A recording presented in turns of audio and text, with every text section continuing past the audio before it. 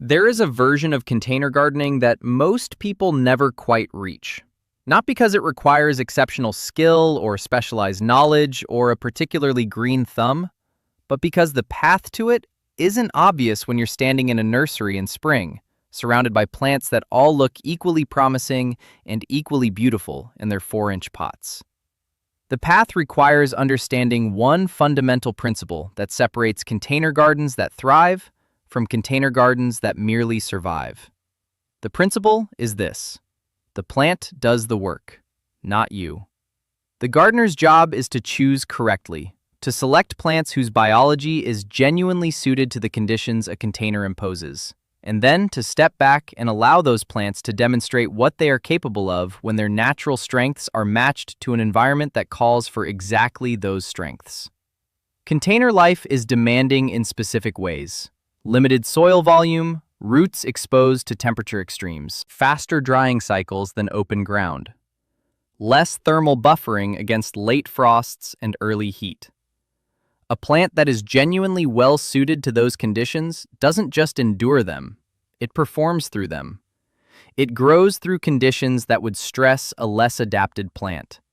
It comes back the following spring with more vigor than the year before. Most container gardening advice focuses on what you need to do: how often to water, when to feed, how to deadhead, when to repot. And all of those things matter. But the most important decision in container gardening happens before any of that. It happens at the plant selection stage. Choose plants whose natural constitution matches container demands, and the maintenance list shrinks dramatically. The watering becomes less critical because the plants handle brief dry spells. The feeding schedule becomes less urgent because the plants perform well in lean conditions. The protection from late frosts becomes less necessary because the plants handle temperature volatility without drama. April is the month that sets the entire container season.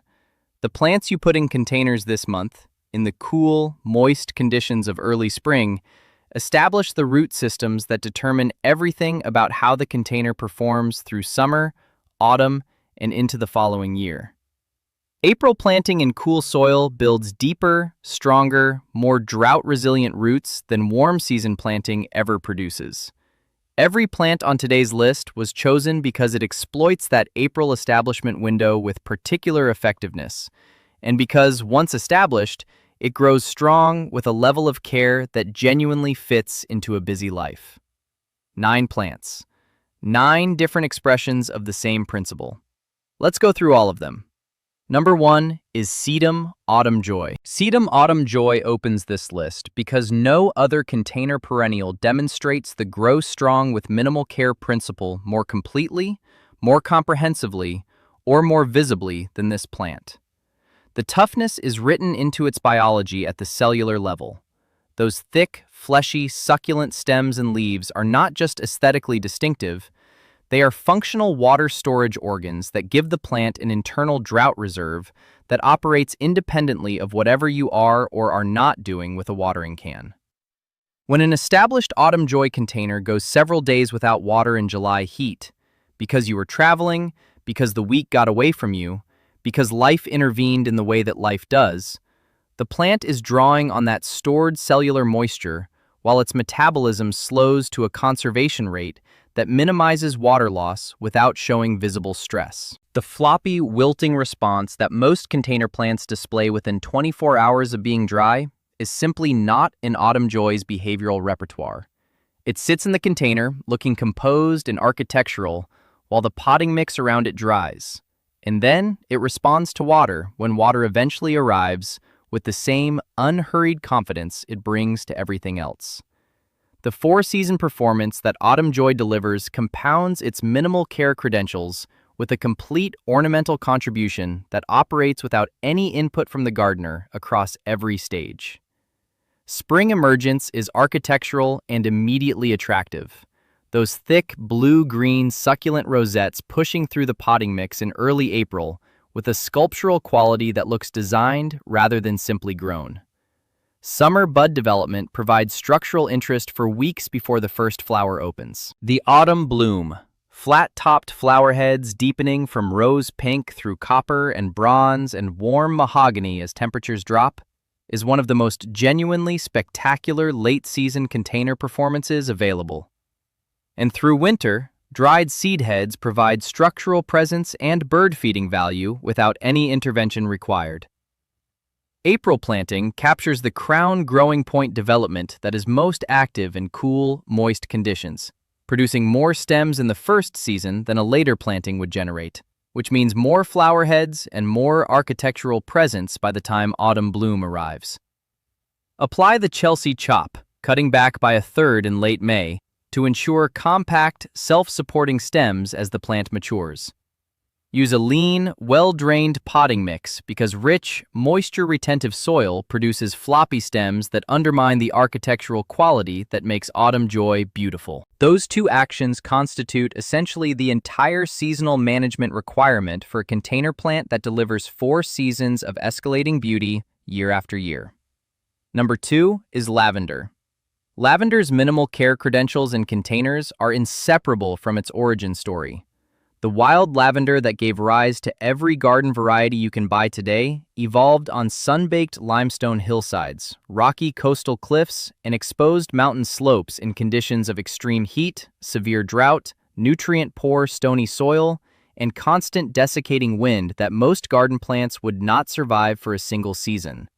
That evolutionary heritage is not just history, it is present in every biological system of the plant you put in your container this April, giving it the constitution of something forged by adversity into genuine, comprehensive toughness. For a container in a hot, south-facing, afternoon sun position, the most challenging environment most patio gardens contain, lavender is frequently the most naturally suited plant available.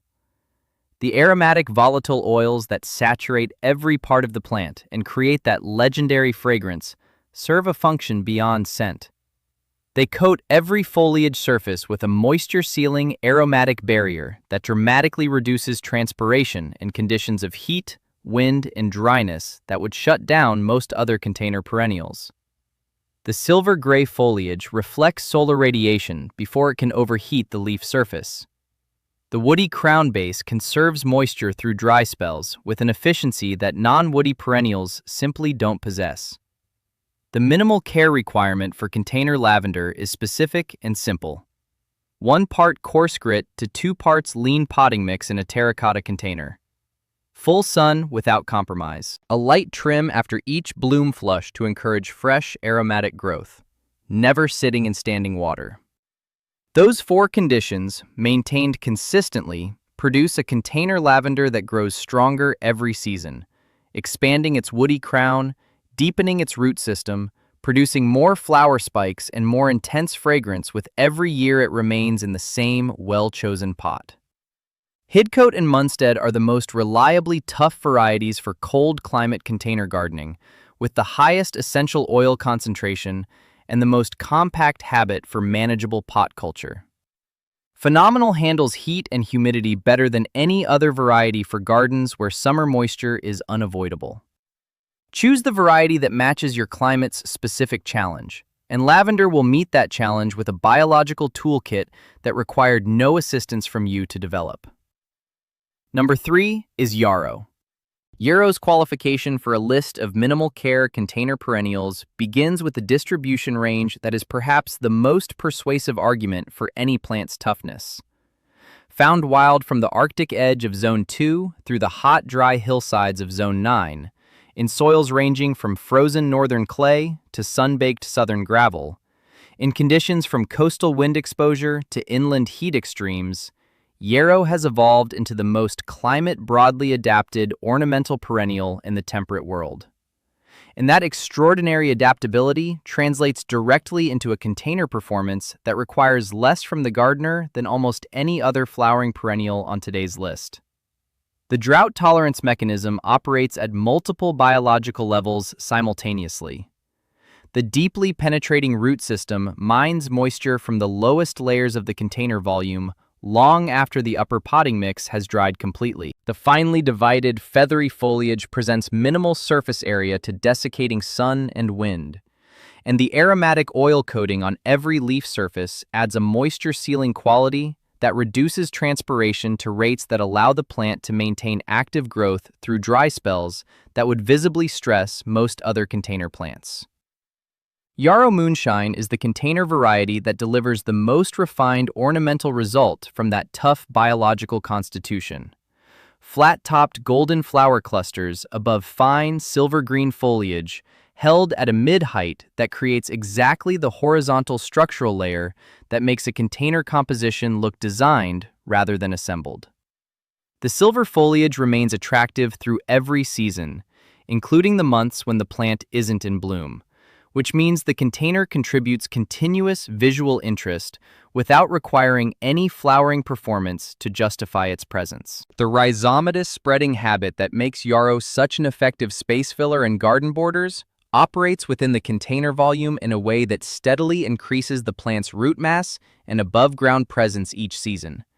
Check the root system annually and divide when overcrowding begins to reduce bloom production. That occasional division is the most intervention-intensive management task yarrow demands, and it produces free plants for other containers in the process. Number 4 is Black-Eyed Susan Goldstrom. The minimal care case for Goldstrom is built around a single extraordinary quality that almost no other container perennial possesses in the same measure: the ability to produce 10 to 14 continuous weeks of bold, cheerful, completely self-sustaining golden bloom from midsummer through October, without deadheading, without cutbacks, without feeding reminders, and without significant visible stress through the heat and drought cycles of the most demanding summer months. No deadheading required. That distinction matters more than it might initially seem for a front-of-house container that needs to look good every morning without daily attention. Goldstrom manages its own bloom cycle entirely, producing, refreshing, and sustaining its flower display through a biological self-regulation that operates completely independently of any gardener intervention. The bold yellow flowers with their deep brown centers cover the container so completely from midsummer onward that the foliage beneath becomes largely invisible, and that covered, abundant appearance is maintained continuously for the entire bloom period without a single spent flower needing to be removed by hand. The rhizomatous root system that drives Goldstrom's annual improvement, spreading steadily through the container volume each season, producing more above-ground growth clusters, more flower stems, more total bloom, is also the mechanism behind its drought resilience. That expanding underground network distributes whatever moisture is available through the container volume with an efficiency that makes established Goldstrom containers significantly more drought-tolerant than newly planted ones. April planting gives the rhizome network the longest possible runway of cool soil development before summer's drought demands arrive, producing a container that is measurably better equipped to handle dry spells by July than a later planting would be. Number 5 is catmint. Catmint is the minimal care container perennial that surprises every gardener who grows it seriously for the first time. The surprise is not the beauty. That billowing, soft, lavender blue flowering mound is exactly as beautiful as it looks in every photograph. The surprise is how little effort that beauty requires to produce and sustain through an entire long season. Because catmint looks like a plant that should be demanding, that much flowering color, that long a season, that generous a presence, it seems like it should cost something in maintenance terms. It costs almost nothing. The Mediterranean ancestry explains it entirely. The Nepeta genus evolved across sun-baked hillsides and dry, rocky slopes, where the ability to perform through heat, drought, and poor soil was the basic requirement for survival, rather than a bonus quality.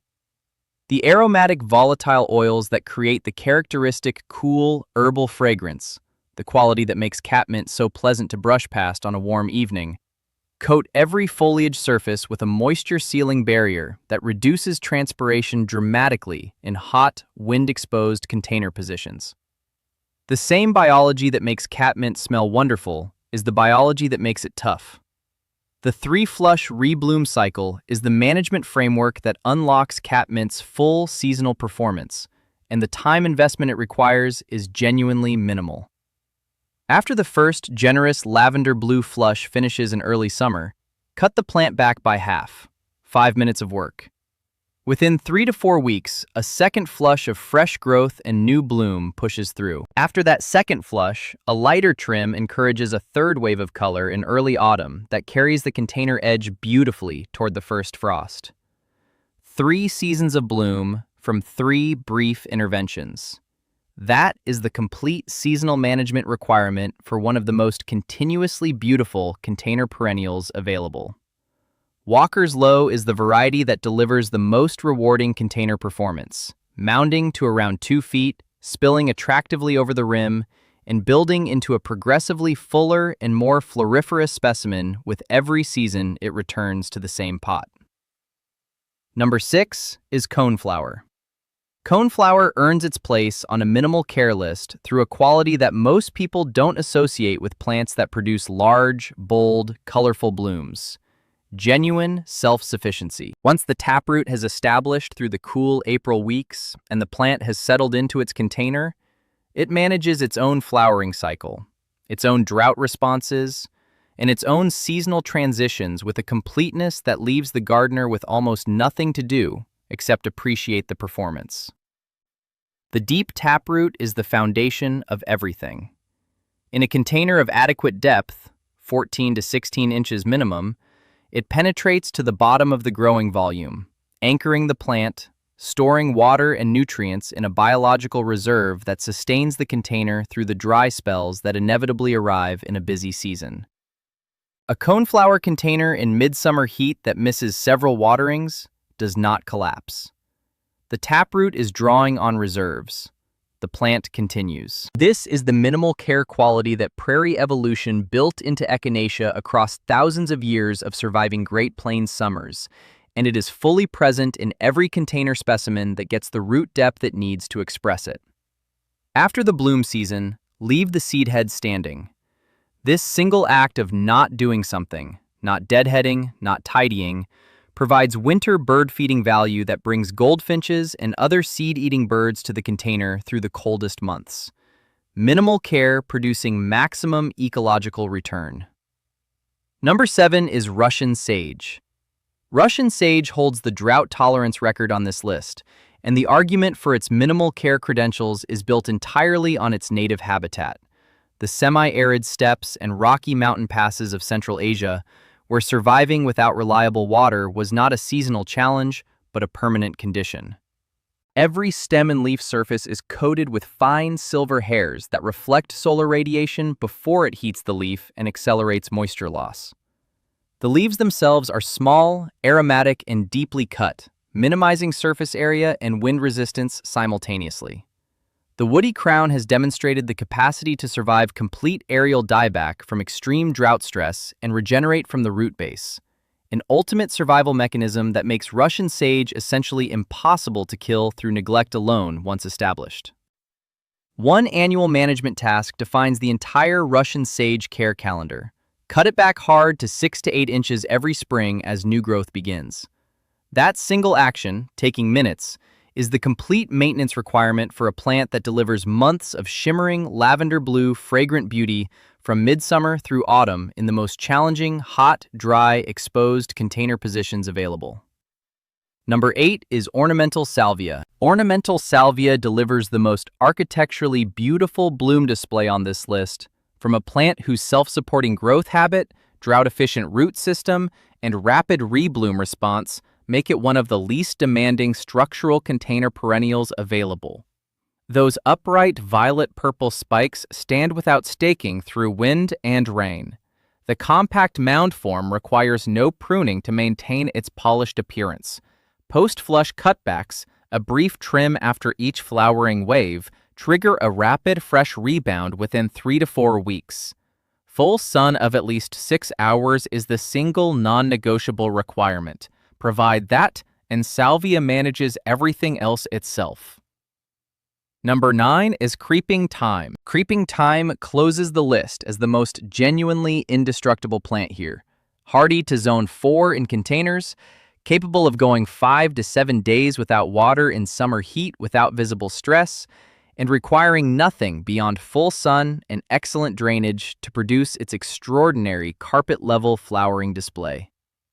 Those tiny aromatic leaves present so little surface area to heat and wind that water loss through transpiration is dramatically lower than any broad-leafed container plant of comparable size. The aromatic oil coating adds a further moisture-sealing quality to that already minimal surface area. In early summer, every stem of that spreading aromatic mat covers simultaneously in tiny, vivid flowers. Deep magenta in red creeping time, soft lavender in elfin, pure white in white creeping time, creating a ground-level flowering saturation that is beautiful in a way that completely contradicts how little effort produced it. As a companion plant at the base of taller container perennials, it covers the soil surface, suppresses weed establishment, adds a second level of fragrant texture, and asks nothing in return beyond the sun and drainage conditions that every other plant on this list also requires. 9 plants. 9 different expressions of one principle, that the right plant in the right container, planted in April when cool soil builds the deepest and most resilient roots, grows strong through its own biological constitution rather than through constant gardener intervention. Sedum autumn joy, storing drought reserves in succulent stems while delivering 4 seasons of escalating architectural beauty. Lavender, drawing on Mediterranean evolutionary toughness to perform most beautifully in the most challenging, hot, exposed positions. Yarrow, extending its roots through the container volume with a drought efficiency built across millennia of adaptation to extreme climates. Goldstrom, covering the container in self-sustaining golden bloom for 10 to 14 weeks without deadheading or management. Catmint, delivering 3 flushes of lavender blue from 3 5-minute seasonal interventions. Coneflower, anchoring itself with a prairie-forged taproot that sustains drought resilience and feeds pollinators simultaneously. Russian sage, performing most beautifully in exactly the conditions that defeat most other container plants. Salvia, standing architectural and self-supporting through wind and rain. Creeping thyme, carpeting every surface with fragrant, indestructible beauty from first frost to last.